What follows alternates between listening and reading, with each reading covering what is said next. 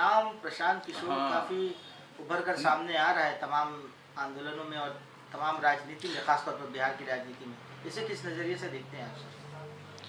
देखिए, प्रशांत किशोर जी बहुत मेहनत कर रहे हैं, सब कुछ कर रहे हैं, लेकिन हम लोग का तो साफ मानना है कि वो सेक्युलर वोट्स को डिवाइड करने के लिए आए हैं। और जैसा बाई इलेक्शन में आप लोग देखे होंगे, रिजल्ट भी यही बताता है। और ये आम लोग जानते हैं, आम लोग की चर्चा है कि वो सेक्युलर वोट्स को, आरजेडी को और किसी हद तक जेडीयू को भी शायद डैमेज करने के लिए आए हैं। तो उनका एजेंडा वही है और लोग पहचानते हैं। और हम समझते हैं कि सीट्स के मामला में तो उनको नहीं के बराबर मिलेगा, लेकिन वोट्स डैमेज कर सकते हैं, जैसा कि अभी पता चला। लेकिन लोग इससे बेदार हो गए हैं, उनको जानकारी हो गई, तो शायद अकल आ जाए लोगों को। सर महज 4-5 हज़ार वोट अगर डैमेज करते हो, ये कितना बड़ा असर करेगा सर आने वाले? देखिए, असेंबली इलेक्शन में 4-5 हज़ार वोट बहुत मायने रखता है। कम से कम 30-40 सीट को अफेक्ट तो कर ही सकता है, क्योंकि मार्जिन आप देखेंगे 2000, 3000, 4000 के बीच में 50 सीट होगा। लास्ट इलेक्शन में काफ़ी स्लाइटली मार्जिन से कई सारी सीटों पर बीजेपी बहुत बिल्कुल बिल्कुल वो होता है। असेंबली इलेक्शन में तो 3-4-5 कैंडिडेट खड़े हो तो 2-4 हज़ार वोट भी माने रखता है। सर मुझे की मुबारकबाद और कोलकाता में आपका इस्तकबाल है, बहुत क्या बहुत पैगाम देंगे मुल्क के लोगों को? बहुत शुक्रिया आपका इस्तकबाल करने का कलकत्ते में। और आज रिपब्लिक डे है, उसके लिए पूरे मुल्क के लोगों को हम लोगों की तरफ से खुश आमदीद और बधाई देते हैं। और रिपब्लिक डे जो है ये मनाया जाता है क्योंकि 1950 में बहुत ही पार्लियामेंट में डिबेट होने के बाद 2-3 अढ़ाई साल के बाद कॉन्स्टिट्यूशन जो है वो वजूद में आया। और बहुत ही अच्छा और सबसे वॉल्यूमिनस कॉन्स्टिट्यूशन हम लोग का बना। और जिस तरह से हिंदुस्तान चला है उसी के बुनियाद पर चला है। और पिछले 8-10 साल में उसमें ज़रूर कमज़ोरी आई, हम लोग सब उसको रियलाइज़ करते हैं। और संविधान को आज तो सबसे ज़्यादा ज़रूरत है कि रिपब्लिक डे को हम लोग बहुत धूमधाम से मनाएं और उसका जो स्पिरिट है उसको ज़िंदा रखने के लिए लोगों को बेदार करें, आगाह करें। क्योंकि कॉन्स्टिट्यूशन जो हम लोग का है, जो मुल्क इस तरह से इतने सालों तक मुख्तलिफ धर्म और कल्चर और लैंग्वेज और खाना पीना के बावजूद इतने अच्छे से चला है, उसको कहीं ना कहीं आज उस पर ज़र्ब आ रहा है, उस पर कहीं सबसे ज़्यादा निशाने पर संविधान ही है, कॉन्स्टिट्यूशन। बिल्कुल, इसीलिए तो आज बोल रहे हैं हम कि ये जो कहा जा रहा है सर, ये बातें हो रही कि बीजेपी वाले और आरएसएस का एजेंडा शुरू से रहा है और बीजेपी की जो मौजूदा सरकार है, मोदी सरकार है, संविधान को बदलना चाहती। क्या कामयाब होगी ये मोदी सरकार इसमें?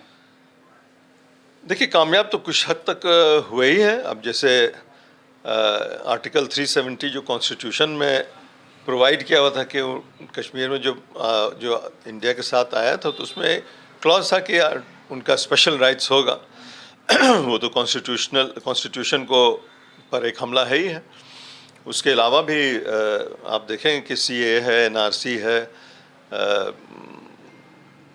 राइट टू स्पीच है। आजकल आप लोग जर्नलिस्ट हैं, आप लोग तो जानते हैं कि जो जर्नलिस्ट जो सही बात बोलता है उनको भी डर से तो अब कोई बोलता ही नहीं है, क्योंकि कितने लोग जेल में चले गए, कितने को जेल में उनकी मौत भी हो गई। तो बहरहाल तो ये सब तो कॉन्स्टिट्यूशनल अटैक है। और इसीलिए आप देखिएगा कि कांग्रेस और जितने सेक्युलर पार्टीज़ हैं, हमारी आरजेडी जो है, वो कॉन्स्टिट्यूशन को बचाने के लिए सबसे बड़ा मुद्दा हम लोग का नेशनल लेवल पर यही है कि कॉन्स्टिट्यूशन को जो उसका सैंक्टिटी है उसको बचाया जाए। सर अभी बिहार पर सबकी नज़र है, बिकॉज कुछ ही दिनों में वहाँ इलेक्शन होने वाला है। क्या है फिजा वहाँ की? आप देखिए, अभी तो बहुत कुछ होना बाकी है, क्योंकि अभी इलेक्शन को 6-7 महीना बचा हुआ है। अक्टूबर के एंड में होने वाला है चुनाव। हो सकता है कि पहले भी हो जाए, लेकिन बहरहाल पुराने पॉलिटिशियन हैं और भाप लेते हैं। बिहार के पॉलिटिशियन तो बहुत पहले से भापने में माहिर हैं। तो हम देखिए, हमारे माननीय मुख्यमंत्री जी जो बहुत ही काम किए हैं बिहार के लिए, इसमें कोई शक नहीं है, लेकिन उनको भापना किसी के बस की बात नहीं है। और ख़ास करके आज के दौर में जब और भी भापना मुश्किल हो जाता है।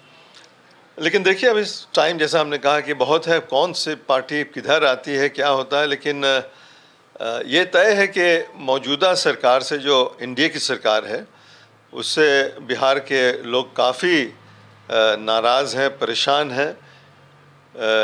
अवसरवाद का बोलबाला है। किसी पॉलिटिकल आदमी मंत्री की भी बात जो है, समझिए कि अगर कोई बहुत ही पावरफुल सेक्रेटरी है तो वो नहीं मानता। और गांव देहात में चले जाइए, डिस्ट्रिक्ट ज़िला में चले जाइए, तब तो खैर क्या कहना है, वहाँ पर तो बिल्कुल अवसरवाद है, करप्शन है और लॉ एंड ऑर्डर सिचुएशन काफ़ी अभी आपने देखा हो कि 200-400 गोलियाँ भी चली वहाँ। अनंत सिंह और दूसरे गैंग जो सोनू मोनू गैंग, तो ये सब सारी चीज़ें हैं, करप्शन है। ग्राउंड लेवल पर इतना करप्शन है कि किसी महकमे में आप चले जाइए, बगैर पैसे कोई बात ही नहीं सुनता। आरजेडी कांग्रेस को कितना फायदा पहुंचेगा इसका, जो ये सरकार की नाअहली है, निकम्मापन है सरकार का, जेडीयू और बीजेपी का, इसका आरजेडी और कांग्रेस गठबंधन को कितना फायदा पहुंचेगा? देखिए, जैसा लोग बात करते हैं उस हिसाब से तो बहुत फ़ायदा पहुंचना चाहिए, क्योंकि लोग खासा नाराज़ हैं अभी जो प्रेजेंट सरकार है उससे। लेकिन जैसा आप जानते हैं बिहार की, अब तो पूरे हिंदुस्तान में, साउथ इंडिया में भी है और हमारे बिहार में तो जाना ही जाता है कि धर्म मज़हब और पर तो उतना नहीं बिहार में अल्हम्दुलिल्लाह, लेकिन कास्ट का बड़ा बोलबाला रहता है। तो ये सब फैक्टर्स जब आ जाते हैं तो जो मेन मुद्दे होते हैं उस पर क्या कहा जाए, अभी लोग बोलते हैं मुद्दे पर तो नाराज़ हैं, लेकिन वोट में तब्दील होगा कि नहीं वो वक्त बताएगा। महबूब साहब, अभी रिसेंटली देखा गया बीपीएससी एग्जाम्स को लेकर के काफ़ी हंगामा शोर हुआ है, क्या इम्पैक्ट पड़ सकता है ये आने वाले चुनाव में इसका? देखिए, स्टूडेंट्स के बीच में तो नाराज़गी है ही है, क्योंकि कोई मामूली ऑर्डिनरी एग्ज़ाम नहीं है। बीपीएससी का एग्ज़ाम ऐसा है जिससे पूरा एडमिनिस्ट्रेशन जो है उसी के भरोसे चलता है। तो आप अगर कहीं ना कहीं उस पर शंका हो कि भाई एग्ज़ाम में पेपर लीक हुआ या चोरी हुई या बेईमानी हो रही है, तो एक बड़ा सवाल तो पैदा होता ही है। और पटना जैसे जगह में जहाँ 22 या 21 जो सेंटर्स हैं उसको मिला करके एक सेंटर बनाया गया, तो जाहिर सी बात है कि उस पर सबसे ज़्यादा सिक्योरिटी होना चाहिए था। जब वहीं पर ब्रीच ऑफ ट्रस्ट हुआ या बेईमानी हुई, पेपर लीक हुआ, तो और सब जगह का लोग जो बोलते हैं स्टूडेंट्स के सब जगह कराया जाए, तो उसमें उनके दावा में दम तो लगता है। एक नाम प्रशांत किशोर काफ़ी उभर कर सामने आ रहा है तमाम आंदोलनों में और तमाम राजनीति में, खासतौर पर बिहार की राजनीति में, इसे किस नज़रिए से देखते हैं आप सर? देखिए, प्रशांत किशोर जी बहुत मेहनत कर रहे हैं, सब कुछ कर रहे हैं, लेकिन हम लोग का तो साफ मानना है कि वो सेक्युलर वोट्स को डिवाइड करने के लिए आए हैं। और जैसा बाय इलेक्शन में आप लोग देखे होंगे, रिजल्ट भी यही बताता है।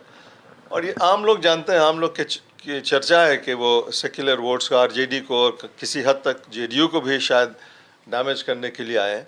तो उनका एजेंडा वही है और लोग पहचानते हैं, और हम समझते हैं कि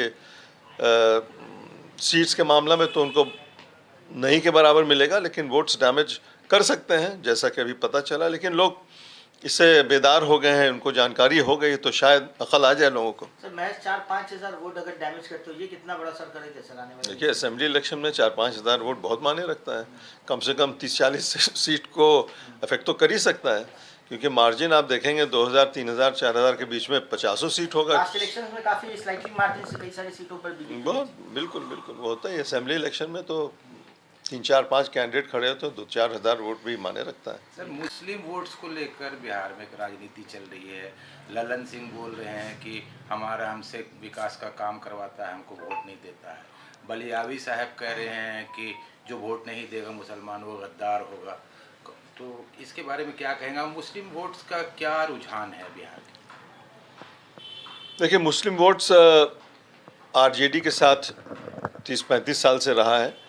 ये सही बात है कि थोड़ी नाराज़गी पिछले इलेक्शन में जो पार्लियामेंट का हुआ उसमें कम सीट मिली, लेकिन उसमें एक सोशल इंजीनियरिंग जो अखिलेश यादव जी ने भी किया यूपी में, वो कामयाब रहे। और यहाँ पर हमारे लीडर जो हैं तेजस्वी यादव जी, आदरणीय लालू जी, यहाँ पर भी कामयाबी मिली। पिछले बार 2019 में 1 सीट आया था, इस बार 10 सीट आया, तो कामयाबी मिली, लेकिन यूपी जैसा नहीं मिला। तो ये तेजस्वी जी का कहना है कि अब ये सिर्फ MY की पार्टी नहीं, A to Z की पार्टी है, तो उसमें जाहिर सी बात है कि सबको हिस्सा मिलना चाहिए और मिलेगा भी। तो इसीलिए हम समझते हैं कि मुसलमानों को ज़्यादा इसमें नाराज़ होने की ज़रूरत नहीं है। जो उनका हिस्सा था MLC वगैरह में, आप देखेंगे तो तमाम हिस्सा उनको जो मिलना चाहिए तो मिला भी है। और हमारी पार्टी ये ज़रूर महसूस कर रही है कि हम लोग का वोट बैंक जो है मुस्लिम्स, उनको उनके लिए जो भी पॉसिबल है करना चाहिए उनको खुश रखने के लिए, और हम समझते हैं करेंगे ही।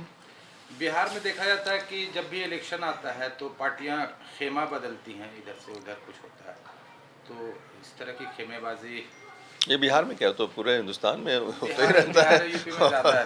बिहार यूपी बंगाल में नहीं होता है आमतौर पर ये हाँ, चीज़। बिहार और यूपी में थोड़ा ज़्यादा कुछ होता है। पार्टियां हैं जो कभी उधर नजर आती हैं, कभी इधर नजर आती हैं, जो आज एनडीए में है तो कल यूपीए में है, ऐसा तो देखने को मिल रहा। जैसे कि अभी जितिन राम मांझी साहब बड़े नाराज नजर आ रहे हैं। देखिए, पॉलिटिक्स ऑफ अपॉर्चुनिज्म तो एक फैक्ट है, ये तो एक गिवन फैक्ट है कि जहाँ अपॉर्चुनिटी होता है आदमी का वहाँ जाता है। आइडियोलॉजी आजकल बहुत ज़्यादा माने रखता नहीं है, तो जिसको जहाँ फ़ायदा होता है वो जाते हैं। इसी वजह से ये सब होता है, और मेरे ख्याल में आने वाले चुनाव में भी बार बार इमाम के ऊपर ये तहमत लगते रहा है कि मुस्लिम्स वोट को जो है स्प्लिट करने की उनकी बड़ी कोशिश रहती है AIMIM के ऊपर। इस चुनाव में उनका क्या रोल लगता है सर आपको? हाँ, अब देखिए, उनका नज़रिया अलग है कि भाई जहाँ मुस्लिम पॉपुलेशन ज़्यादा है वहीं पर हम सीट्स दें तो ज़्यादा चांसेस है। पिछले बार सीमांचल वाले एरिया में उनको सीट्स मिला भी, फिर वो बाद में RJD में ज्वाइन कर लिए। तो उनको भी रियलाइज़ करना चाहिए, जब सेक्युलर फ्रंट में वो हैं जैसा वो कहते हैं और है ही हैं, तो एक लार्जर इंटरेस्ट के लिए अपने पार्टी के, जैसे पिछले बार जीत के गए भी उनके तरफ से, तो फिर वो ज्वाइन कर लिए RJD। तो उनको भी एक लार्जर इंटरेस्ट के लिए कुर्बानी देनी चाहिए और एक होकर के लड़ना चाहिए। सर, अभी आपने कहा कि आइडियोलॉजी रहा नहीं, अपॉर्चुनिटी है। आपने भी कांग्रेस से सफ़र शुरू किया था। बिल्कुल बिल्कुल। LJP, उसके बाद RJD, तो आपका सफ़र अभी रुकेगा कि कहीं और गाड़ी कहीं और जाएगी सर? नहीं, देखिए, कांग्रेस से तो जब हम थे तो कांग्रेस बिहार में काफ़ी कमज़ोर थी, और लगातार हमको ऑफ़र तो RJD की तरफ से मिल भी रहा था, लेकिन हम लोग क्योंकि कांग्रेस परिवार थे तो जाना मुनासिब नहीं लगा। लेकिन कुछ ऐसा हो गया कांग्रेस से छोड़ने की वजह थी, कोई बात करके हम LJP में नहीं गए थे कि हमको सीट दीजिएगा तब जाएंगे, हमने रिज़ाइन कर दिया था। उसके बाद ज़माने में स्वर्गीय रामविलास पासवान जी जिंदा थे, हमारे इलाके के हैं और हम लोग के फैमिली से अच्छी तरह वाकिफ़ थे, तो उनके तरफ से भी पहल हुआ। हमारे कुछ चाहने वाले लोग थे जिनके तरफ से पहल हुआ, तो हमने सोचा कि भाई जब छोड़ ही दिया, रिज़ाइन कर दिया, तो फिर उनको ज्वाइन करना चाहिए, और हमने किया और आए हम लोग। सर, वक्फ अमेंडमेंट बिल को लेकर के पूरे हिंदुस्तान में खासतौर पर मुस्लिम कम्युनिटी की नज़रें टिकी हुई है, JPC कमेटी है। आने वाले वक्त में क्या लगता है सर, जिस तरीके से बिहार के ऊपर और ख़ासतौर पर आंध्र प्रदेश के ऊपर काफ़ी लोगों की जो है नज़रें गई हुई है, क्या लगता है आने वाले वक्त में अगर ये बिल देखिए, JPC में तो जितने मेंबर्स हैं उनसे हमारी बात भी होती है, अपने अपने पक्ष को बहुत ही मजबूती के साथ रखा गया। अभी बंगाल में भी तो 3-4 रोज़ पहले JPC आई हुई थी, पूरी कमेटी आई हुई थी। दिनों सर 10 लोगों को एक साथ सस्पेंड कर दिया गया सर। एक दिन का हंगामा हुआ था। अच्छा, ये जानकारी नहीं है, लेकिन बहरहाल सैकड़ों बैठकें हुई हैं और उसमें वक्फ के तरफ से दलीलें रखी गई हैं। इसमें कोई शक नहीं है कि बहुत सा वक्फ ऐसा है जो कि जैसा चलना चाहिए था वो बरसों से नहीं चल रहा है, इसमें भी कोई दो राय नहीं है। नहीं लेकिन चलना चाहिए तो इसका मतलब ये नहीं हाँ, है कि कोई भैया मैं भी बोल रहे थे कि इसका मतलब यही नहीं है कि हम दूसरे का, ठीक है, उसके एडमिनिस्ट्रेटर्स हैं, उनको आप दबाव दीजिए कि वो उसका जो डे टू डे एडमिनिस्ट्रेशन है या उसका अकाउंट्स है उसको आप दुरुस्त करें, लेकिन उसका मतलब ये थोड़ी कि आप उसको कब्जा कर लीजिए, ये तो बिल्कुल गलत। सर, बंगाल में हैं आप, ममता बनर्जी को एज ए चीफ मिनिस्टर किस तरह से देखते हैं? भाई, बंगाल के लोग जब उनको सर आंखों पर लिए हुए हैं बरसों से, तो हमको क्या कहना, अच्छी लीडर होंगी तभी तो अनचैलेंज्ड एकदम prime minister, powerful prime minister के चैलेंज के बाद भी वो मुस्तहकम है, टिकी हुई हैं, तो तो जाहिर सी बात है कि उनका man to man, people to people connect उनका बहुत स्ट्रांग है, और एक पॉलिटिशियन को वही होना चाहिए। और जिस तरह से उन्होंने गरीबों के लिए काम किया है, तो उसका रिजल्ट हम लोग सबके सामने है। आपके बगल में भी कुछ लोग बैठे हैं, उनकी पार्टी के बहुत एक्टिव हैं। हाँ हाँ, जावेद हैं। हाँ, ये आपके पुरानी पार्टी के हाँ, हैं। हम जानते हैं, बहुत जी, पुराने जी, हमारे साथी हैं, जी, नौजवान साथी तो हैं। इन लोगों के बारे में क्या कहेंगे, क्या इन लोगों को रास्ता दिखाएंगे आप? तो बस जो कर रहे हैं बहुत अच्छा काम कर रहे हैं, और इनका जो एकता का जो हाँ पैगाम है, जो यूनिटी का पैगाम है, जो कोविड के टाइम में गालिबन इन्होंने शुरू किया था और इसको आगे बढ़ा रहे हैं, बहुत अच्छी चीज़ है। यही हिंदुस्तान की खूबसूरती रही है और रहना चाहिए। उसको प्रिजर्व करने के लिए जो भी हम लोग को करना चाहिए, जैसे जैसे जावेद अख्तर साहब हैं, और भी हज़ारों लाखों लोग हैं जो इस पर पूरा विश्वास रखते हैं, उनको मजबूती से हम लोग अपने तरफ से गुड विशेस देते हैं। जो भी हम लोग से बन पड़ेगा इनके सहायता के लिए हम लोग करने के लिए हमेशा तैयार। जैसा अभी बात हो भी रही थी इन लोगों से, तो ये अच्छा ऑर्गेनाइजेशन है और ये अच्छा काम कर रहे हैं, गरीबों के बीच, स्टूडेंट्स के बीच काम कर रहे हैं, बहुत अच्छी बात है। हम लोग इनको शाबाशी देते हैं और बेस्ट विशेस देते हैं कि आने वाला फ्यूचर इन लोग के लिए हमेशा अच्छा रहे। Thank you. बहुत बहुत शुक्रिया। चले भाई, बहुत जावेद साहब, सबसे पहले तो रिपब्लिक डे की ढेर सारी शुभकामनाएं आपको। क्या पैगाम देना चाहेंगे आज पूरे मुल्क को रिपब्लिक डे के मौके पर? सबसे पहले सलाम, नमस्ते, सत श्री अकाल सभी को, आपके सभी व्यूअर्स को। और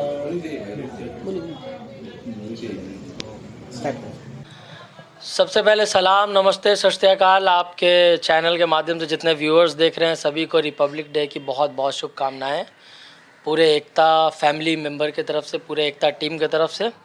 और बहुत खुशी हुई आप लोग आए, हमारे फ्लैग होस्टिंग सेरेमनी में आप लोग शामिल हुए।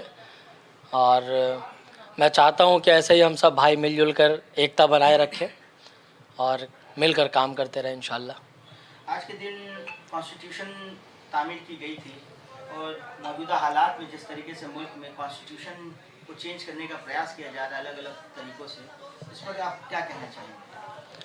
मौजूदा हालात देश का तो देखिए हर तरीके से बहुत बद से बदतर होता चला जा रहा है। इसमें देखिए देखे होंगे एक इंडिया का अलाइंस बना था, सारे हमारे तमाम देश के जितने भी अच्छे नेशनल पार्टी थे सब एक होकर इसके ख़िलाफ़ लड़ाई के लिए आगे भी बढ़ रहे थे। अब बीच बीच में देखिएगा कि कुछ पार्टी टूट के उधर जा रही है, कुछ उधर जा रही है, तो हर जगह पे ये मुहिम चला आ रहा है शुरू से कि आप कुछ अच्छा करने जाइएगा तो आपको ख़रीद लिया जाएगा, और उसमें से कुछ लोग ऐसे होंगे जो बिकाऊ टाइप के होंगे तो वो बिक जाते हैं। अभी भी कोशिश जारी है और हम कहते हैं कि भाई हमारे जैसे लोग, आप जैसे लोग, जितने यूथ और नौजवान लोग हैं, अगर वो लोग चाहें अपने अपने एरिया में, अपने अपने कॉन्स्टिट्यूएंसी में, अपने अपने मोहल्ले में वहाँ से एक मुहिम शुरू करें, वहाँ से आप खुद में अच्छे बनिए ना। मेरा कहने का यही मतलब है, हम हिंदुस्तान तब बदल सकते हैं जब हम खुद अच्छा हो सकते हैं। खुद में अच्छे बनिए, अपने आसपास के माहौल को अच्छा कीजिए, आप अपनी सोच अच्छा कीजिएगा, आप अपने लोगों की सोच अच्छा कीजिएगा, तो इंशाल्लाह सब कुछ अच्छा होता चला जाएगा। और ये रहा बात संविधान का, तो संविधान जो बन गया है उसको कोई बदल नहीं सकता। ये चंद दिनों का मेहमान है, ये जो पार्टी है जो आज हिंदुस्तान का रुख बदल के रखी है। अच्छे अच्छे आएँ, अच्छे अच्छे गए, ये भी जाएगी इंशाल्लाह। बहुत शुक्रिया।